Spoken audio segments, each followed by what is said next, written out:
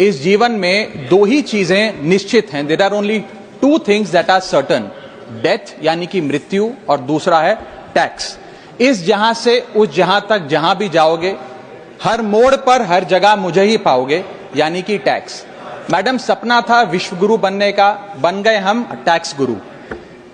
और इतना टैक्स जो भारत की आबादी सरकार के खजाने में डालती है, उसके बदले सरकार जनता को देती क्या है, यह बहुत बड़ा सवाल है। कौन सी ऐसी हाई क्वालिटी सर्विस है जो फ्री ऑफ कॉस्ट जनता को दी जाती है? क्या हमें quality health care free of cost मिलता है? नहीं मिलता। क्या हमें वर्ल्ड क्लास एजुकेशन मिलती है? नहीं मिलती। क्या हमें फ्री वर्ल्ड क्लास ट्रांसपोर्टेशन मिलता है? नहीं मिलता। क्या हाई क्वालिटी रोड्स मिलती हैं? अगर अच्छी हैं तो टोल टैक्स भरना पड़ता है। क्या 24 घंटे सातों दिन बिजली आती है? नहीं आती। तो इतना सारा जो टैक्स सरकार इकट्ठा करती है, उसका करती क्या है? इसीलिए मैं कहना चाहता हूं दैट वी इन इंडिया पे taxes like in developed countries to get services like in sub-Saharan countries. Madam, from the moment a child is born to the very moment his family mourns his death, the government is there at every step, not to help you but to tax you. और आइए एक रोमांचक यात्रा पे चलते हैं। माननीय वित्त मंत्री जी हर बार मेरे सवालों का जवाब देते हुए मुझ पर तंज कसती हैं और कहती हैं कि शायद ये चार्टर्ड अकाउंटेंट नहीं है, इनकी डिग्री असली नहीं है, तमाम तरीके की बातें मेरे बारे में कहती हैं, निजी हमले करती हैं। मैं उनका बहुत सम्मान करता हूं, मेरे मन में उनके प्रति बहुत आदर है, ओहदे में, हैसियत में, उम्र में, अनुभव में बहुत बड़ी है मुझसे। लेकिन आज मैं इस सीए की डिग्री को किनारे करके सरल भाषा में आम आदमी की तरह इस देश के आम आदमी का दर्द आपके सामने रखना चाहता हूं कि कैसे हमारे जन्म होने से लेकर हमारे मरने तक टैक्स पे टैक्स सरकार हमसे वसूलती है। मैं आपके सामने जीवन के 8 चरण, 8 स्टेजेस ऑफ लाइफ रखना चाहता हूं। फर्स्ट स्टेज ऑफ लाइफ, जब इंसान पैदा होता है, that is the birth stage. बच्चे के पैदा होने से पहले, उसकी आंखें खुलने से पहले जो उसको वैक्सीन लगती है, उस पर 5% जीएसटी लगता है। जिस अस्पताल में बच्चा पैदा होता है, उस हॉस्पिटल के कमरे के चार्जेस पर अगर 5,000 रुपए से ज्यादा का कमरा हो तो 5% जीएसटी लगता है। बेबी केयर के आइटम्स पे 5% जीएसटी लगता है। और अगर उसके माता पिता बच्चे के पैदा होने पर मिठाई बांटे तो मिठाई पर 5% और चॉकलेट पर 18%, 28% जीएसटी लगता है। दूसरा चरण जीवन का इन्फेंसी और चाइल्डहुड, यानी कि बचपन। बचपन में बेबी फूड जो खरीदा जाता है उस पर 12 से 18% जीएसटी, डाइपर जो खरीदा जाता है उस पर 12% जीएसटी, बेबी स्ट्रोलर पे 5 से 12% जीएसटी, और जो खिलौने बच्चे को दिए जाते हैं उन खिलौनों पर भी 12% जीएसटी लिया जाता है। जब मुंडन होता है बच्चे का, पहला हेयर कट जिसे कहते हैं, उस हेयर कट की सर्विसेज पर भी 18% जीएसटी, और पहली बर्थडे पार्टी पर जो फोटोग्राफी होती है, फोटो खिंचवाई जाती है, उस फोटोग्राफी सर्विसेज पर भी 18% जीएसटी। यहां तक कि नामकरण की बर्थडे पार्टी जो की जाती है उस पर भी केटरिंग सर्विसेज से लेकर खान पर 18% जीएसटी सरकार वसूलती है। अब बच्चा स्कूल जाना शुरू करता है तो स्कूल जाने पर यूनिफॉर्म से लेकर जूतों, स्कूल बैग, लंच बॉक्स, सब पर जीएसटी लगता है। 12% जीएसटी नोटबुक पर लगता है, 18% जीएसटी स्टेशनरी आइटम पर लगता है। और उसके बाद अगर कोई एक्स्ट्रा करिकुलर एक्टिविटी बच्चे को करनी हो, कोई म्यूजिक क्लास करनी हो या फिर कोई स्पोर्ट्स कोचिंग की क्लास वो ले ले, उस पर भी 18% जीएसटी देना पड़ता है। प्राइवेट ट्यूशन ले तो उस पर भी जीएसटी, और पहली साइकिल जो बच्चा खरीदता है उस पर भी 12% जीएसटी देना पड़ता है। तीसरी अवस्था जीवन की, टीनेज ईयर्स, ये वो काल होता है जो सबसे मस्त मौला टाइम होता है जीवन का, बेहतरीन बेफिक्री का। इसमें बच्चा, यंग जवान लड़का लड़की अपना पहला स्मार्टफोन खरीदते हैं। उस स्मार्टफोन पर जीएसटी लगता है, अगर महंगा हो, विदेशी हो तो इंपोर्ट ड्यूटी भी लगती है। फिर वो अपना फोन रिचार्ज कराता है, उस पर जीएसटी लगते हैं। ब्रॉडबैंड इंटरनेट का कनेक्शन लेता है, उस पर जीएसटी लगता है। नेटफ्लिक्स, स्पॉटिफाई या वीडियो गेम की सब्सक्रिप्शन लेता है, उस पर भी जीएसटी देना पड़ता है। और अगर अपने दोस्तों के साथ पिक्चर देखने बाहर जाए तो पिक्चर की टिकट पर जीएसटी, एंटरटेनमेंट टैक्स और पॉपकॉर्न पर भी जीएसटी अब लगने लग गया है। तो तमाम तरीके के सॉल्टेड कैरेमल पॉपकॉर्न पर भी सरकार आपसे जीएसटी वसूलती है।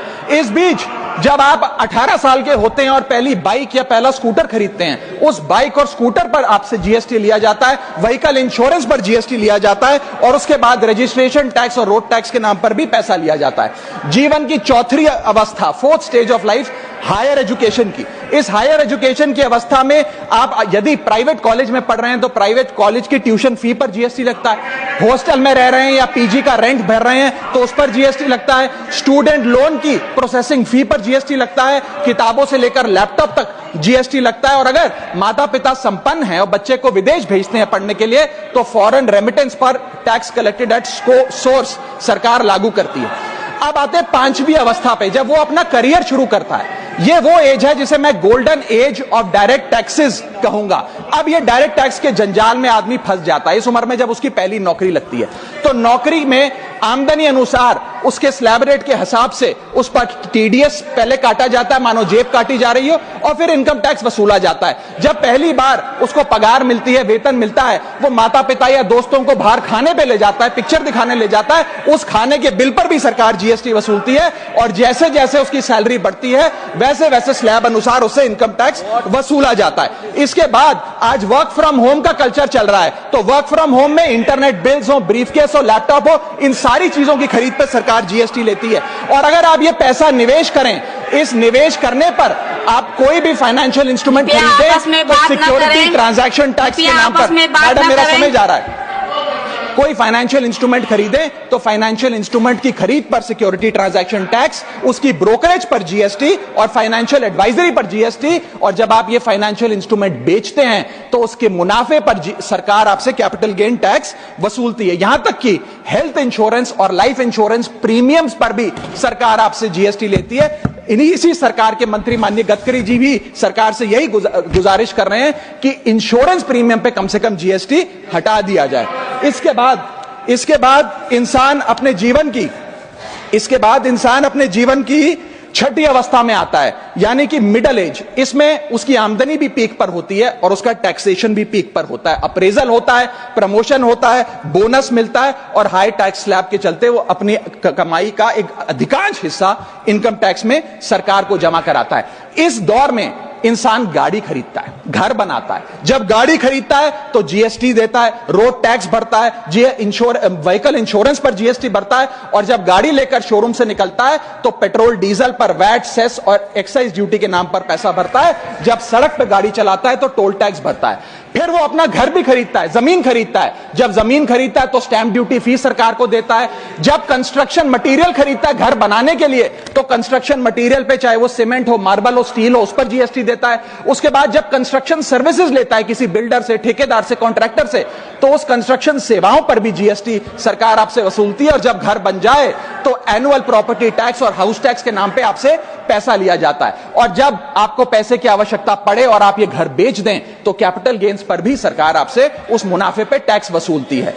और इस बीच शादी तो रह ही गई, फिर इंसान शादी करता है, इस बीच तो बैंक्वेट हॉल बुक करता है, उस बैंक्वेट हॉल की बुकिंग पे टैक्स भरता है। शामियाना, खाना, केटरिंग सर्विसेज लेता है, उस पर जीएसटी भरता है। ज्वेलरी खरीदता है, उस पर जीएसटी भरता है। कपड़ा, शेरवानी सिलवाता है, कुर्ता पजामा, सूट पैंट, उस पर जीएसटी भरता है। यहां तक कि वेडिंग इन्विटेशन से लेकर, ब्राइडल मेकअप से लेकर, हनीमून के ट्रैवल तक हर चीज पर सरकार आपसे जीएसटी वसूलती है। सातवीं अवस्था सरकार जीवन की वो है रिटायरमेंट। इस फेज में इंसान चाहता है आरामदायक जीवन जिया जाए, जो जीवन में कमाया उस कमाई के सहारे उसकी इंटरेस्ट पर, पेंशन पर जिया जाए। लेकिन इस अवस्था में भी सरकार पेंशन और इंटरेस्ट इनकम पे आपसे टैक्स लेती है। बूढ़ा हो जाता है, दवाई इलाज की जरूरत पड़ती है तो हेल्थ केयर बिल पर, दवाइयों पर आपसे जीएसटी लिया जाता है। लाइफ इंश्योरेंस और हेल्थ इंश्योरेंस प्रीमियम पर तो जीएसटी लेती है। और इस दौर में वो अपनी वसीयत लिखता है, फैमिली विल। उस फैमिली विल पर जो लीगल फीस देता है उस लीगल फीस पर भी उसे जीएसटी देना पड़ता है और स्टैंप ड्यूटी देनी पड़ती है। और आठवीं जीवन की अवस्था यानी कि जीवन की समाप्ति, जब उसका स्वर्गवास हो जाता है, उसके जीवन का अंत हो जाता है, यहां भी सरकारें उसका साथ नहीं छोड़ती। यहां पर भी सरकारें उस पर टैक्स लगाती हैं। जब कोई इंसान मरता है तो उसके अंतिम संस्कार में देसी घी, चंदन, वुड, नारियल, इत्तर जैसा सामान इस्तेमाल होता है, उस पर भी जीएसटी लगता है। और जब उसके मरने के उपरांत अखबार में ऑबिचरी की इश्तेहार छपाया जाता है, उस पब्लिकेशन ऑफ ऑबिचरी न्यूज़पेपर पर भी 5% सरकार जीएसटी लेती है। और मरने के बाद जब प्रॉपर्टी उसके बच्चों को या परिवार वालों को दी जाती है, उस म्यूटेशन पर भी सरकार आपसे ड्यूटी सेस लेती है। यह है life cycle of taxation model. लेकिन मैडम सबसे जरूरी बात यह है कि इतना टैक्स देने के बाद सरकारें हमें देती क्या है। मैं जानता हूं कि टैक्स सरकार के लिए जरूरी है, इस सरकार के लिए नहीं, जितनी सरकारें इस देश में रही सबने टैक्स लगाकर जनता से पैसा लिया। टैक्सेस वास्तव में जरूरी हैं, लेकिन सवाल यह है कि क्या ये टैक्सेस हमारी इकोनॉमी को बढ़ा रहे हैं या हमारी इकोनॉमी को खा रहे हैं? क्या इससे हमारी जिंदगी बेहतर हो रही है या हमारी जिंदगी बदतर हो रही है? इतने टैक्स लगाने की वजह से आज हमारी आमदनी घट रही है, इस वजह से खपत गिर रही है, कंजम्पशन गिर रही है, डिमांड नहीं बढ़ रही है और प्रोडक्शन गिर रही है। इस वजह से पूरा इकोनॉमिक साइकिल जो हमारा इकोनॉमी का चक्का है वो धीमा हो गया है। मैडम, इस देश में, बस समाप्त कर रहा हूं, इस देश में मैं मेरी पार्टी के टाइम से आप ले लीजिएगा, मेरी पार्टी के टाइम से ले लीजिएगा। मैडम, इस देश में 80 करोड़ जनता 5 किलो फ्री राशन के सहारे जी रही है। आपको जान के अचंभा होगा, इस 80 करोड़ जनता से भी ये सारा जीएसटी लिया जाता है, दिन प्रतिदिन लिया जाता है, जो आज मैंने पढ़ के सुनाया। सिर्फ अमीर नहीं, गरीब से गरीब आदमी भी जीएसटी देता है। और अंत में मैं बस इतना ही कहना चाहूंगा कि क्योंकि इतना टैक्स लगा लगाकर सरकारें जनता का खून चूसती हैं, उस वजह से आज एफएमसीजी की सेल्स घट रही हैं, एफएमसीजी के स्टॉक गिर रहे हैं, कंजम्पशन डाउन हो रही है, नई गाड़ियों की सेल श्रिंक कर रही है, तमाम तरीके की जितनी भी न्यू परचेजेस होती हैं उसमें मंदी देखी जा रही है। सरकार को जीएसटी कम करना चाहिए, कम करेंगे तो जनता की जेब में पैसा आएगा तो मांग बढ़ेगी, खपत बढ़ेगी और इकोनॉमी का चक्का चलेगा। आपका समय समाप्त। बहुत बहुत शुक्रिया।